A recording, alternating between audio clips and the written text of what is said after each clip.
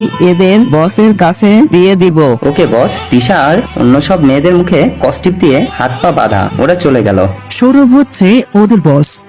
না, আজ তিশাকে এখান থেকে বের করা যাবে না, কারণ এদের ধরলে এদের বস যে এই কাজগুলো করাচ্ছে তাকে ধরতে পারবো না। তাই ওদের বস কাল আসবে, আর কালই আমাদের মিশন শুরু হবে, আর ওদের বসকেও কাল ধরবো। আমি ওখান থেকে চলে এলাম। কিছু দূর আসতেই আশিক ফোন দিল। বস আপনি কোথায়?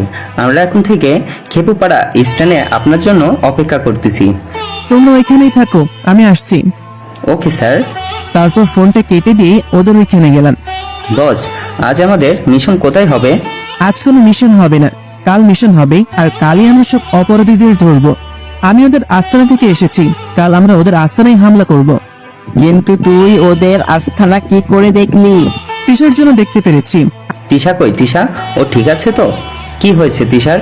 তিশাকে নিয়ে এত চিন্তা কেন করিস? আসলে ও তুই তিশার প্রেমে পড়ে গেলি।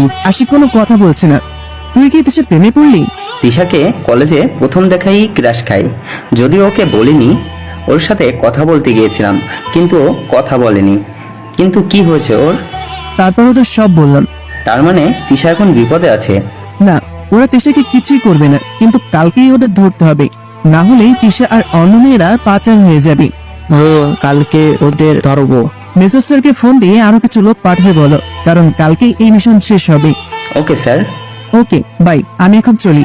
বাই। তারপর আমি চলে আসতে লাগলাম। হঠাৎ করেই সানজিদের হাসি মুখটা সামনে ভেসে উঠলো।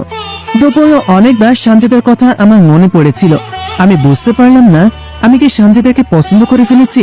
মিশনটা শেষ হবার পর সানজিদাকে আমার ভালোবাসার কথা বলবো, এটা ভাবলাম। অন্যদিকে সেই অচেনা লোকটা তিশাকে ফোন দিতেছে। তিশা ফোন ধরতেছে না কেন? ওর কোনো বিপদ হলো নাকি? ও তো রিমনের পিছনে পিছনে গিয়েছিল। রিমন ওকে দেখে ফেলে ওর কোনো ক্ষতি করে দেয়নি তো? না না, রিমন এমন হতেই পারে না। কিন্তু ও তো রিমনের পিছনেই গিয়েছিল। আমি এখনই পুলিশ নিয়ে রিমনকে ধরবো, তাহলেই তিশার খোঁজ পাবো। কিছুতেই আমি তিশার ক্ষতি হতে দিতে পারি না। আমি এখনই রিমনের বাড়ি থেকে রিমনকে ধরবো। আমি বাইরে থেকে খাওয়া দাওয়া করে বাড়িতে ঢুকলাম, কিন্তু বাড়িতে ঢুকে দেখলাম বাড়িতে 5 জনের মতন পুলিশ। 4 জন ছেলে পুলিশ আর 1 জন মেয়ে পুলিশ। মেয়ে পুলিশটা অন্যদিকে ফেরা ছিল। এদিকে ফিরতেই আমি অবাক হলাম, এটা কি করে হয়? কারণ মেয়ে পুলিশটা ছিল সানজিদা, তার মানে সানজিদাও পুলিশ। তারপর সানজিদা এসে যা বললো তা শুনে আমি অবাক হলাম। তিশা কোথায় রিমন? তিশা কোথায় আমি কি করে জানবো? তুমি জানো রিমন তিশা কোথায়, তাই ভালো। তুমি জানো রিমন তিশা কোথায়, তাই ভালোই ভালোই বলে দাও তিশা কোথায়। এই আমার ছেলে কি করে জানবে তিশা কোথায়? আপনার ছেলে